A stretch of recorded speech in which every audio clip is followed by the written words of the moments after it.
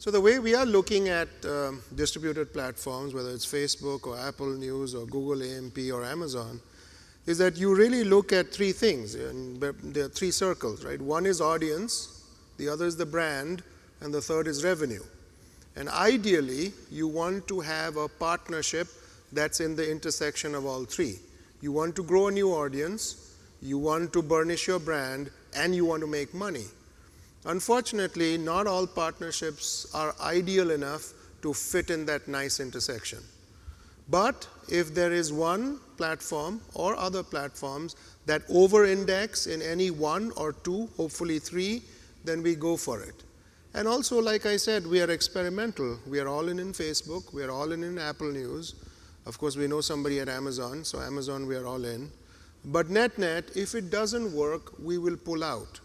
And that's another culture you have to build, to be willing to have the metrics up front that tell you whether it's working or not working and how long you want to stay the course. So what's working at the moment for your journalism, Emilio? It's going to sound terrible, but everything. I mean, we've taken an audience of 20 million uniques monthly, and we were over 100 in October. We have found a way to get to the scale that Jeff talked about. When most companies turn in most publishers turn in their budget for the following year, it's a very difficult process where every single, I don't have to tell you guys this, but every nickel and dime is looked at very, very closely, and cuts are made wherever they need to be cut. Jeff looked at our proposed budget this year and said, no, this isn't going to work. We need to invest more.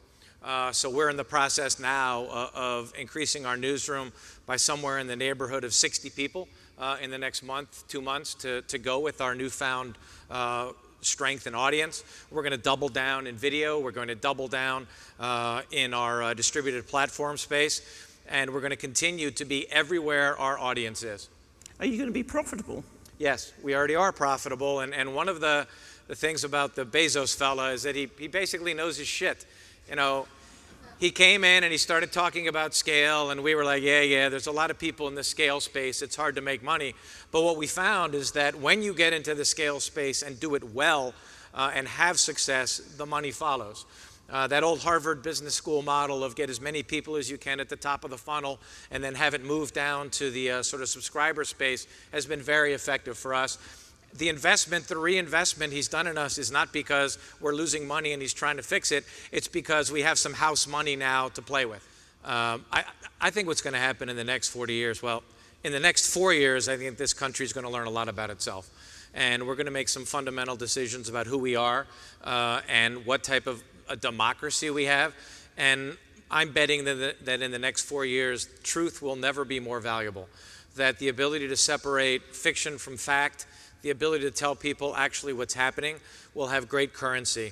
And the hope is that that carries forward, that we build up very, very large, substantial subscriber bases at really top journalism institutions and create a very hardy, not that we don't have it already, but an even stronger direct audience that is coming to us for the truth.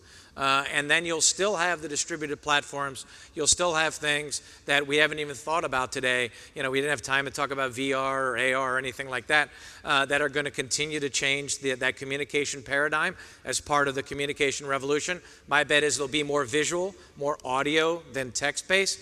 But I think the truth and delivering the truth is going to be is always going to have great value starting today and you know going forward for this country.